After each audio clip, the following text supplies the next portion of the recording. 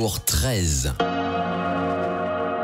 Plus que 18 jours, si je me réfère à mon médecin. 4 heures, réveil. Je traîne au lit jusqu'à 5 heures, c'est lundi, je ne travaille pas. Promesse tenue, à 5 heures, je mets les voiles. Direction la cuisine, où le café m'attend à me tendre les bras après ceux de Morphée. Il fait demi-jour, quelques timides rayons de lumière illuminent la cuisine. C'est le lieu idéal pour me poser la question fatidique. Comment te sens-tu? Je suis à mon 12e jour et je vais bien. Je me sers un café, direction la terrasse.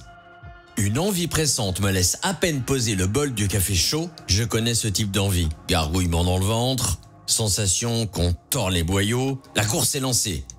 Vais-je arriver jusqu'aux toilettes?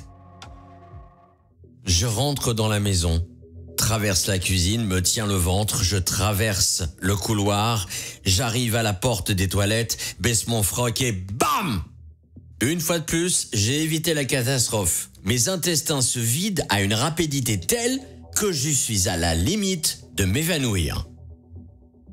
Petit à petit, je reprends mes esprits et arrive à sortir des toilettes pour me diriger paisiblement sur la terrasse suivie de Lola, avec son expression du regard qui lui est chère, me disant « Ça va ?»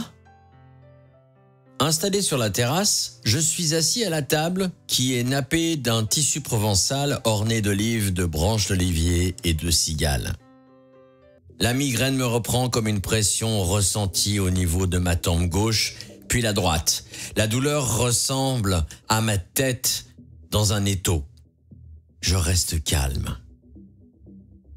Gorgée après gorgée, j'apprécie ce nectar des dieux et du réveil.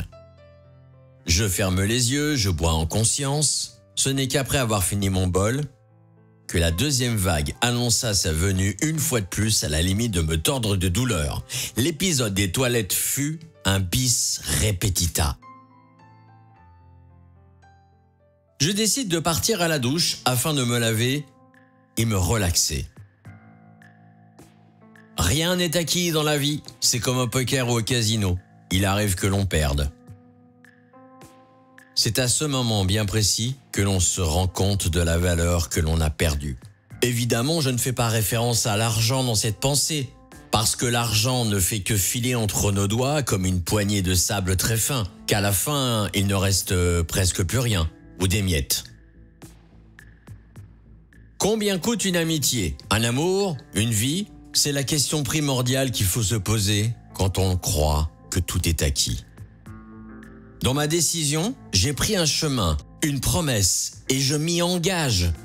Je sais que rien n'est acquis, que toutes ces petites victoires éphémères, je dois les savourer.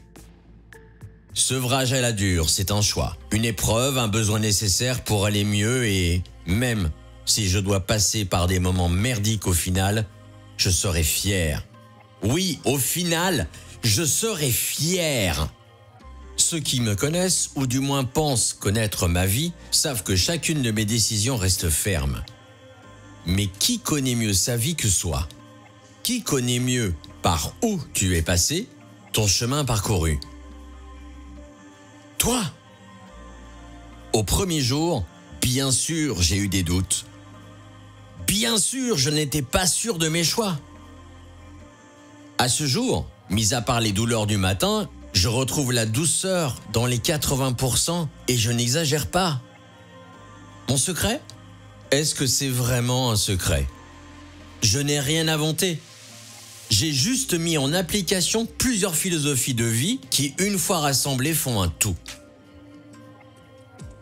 Certains vous diront qu'ils ne savent pas rien faire.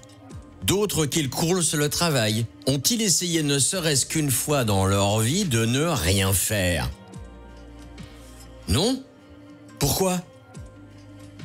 Parce que seuls les feignants ne font rien. Seuls les autres, les ratés, les moins que rien, ne font rien. Même quand on ne fait rien, on fait quelque chose. Était-il visionnaire, Henri Salvador, quand il a composé et interprété cette chanson sur des paroles de Maurice Pont en 1965? Le travail, c'est la santé. Les prisonniers du boulot font pas de vieux os. L'espérance de vie pour un homme à cette époque était de 67 ans. En 2008, l'année de sa disparition, elle était de 77 ans.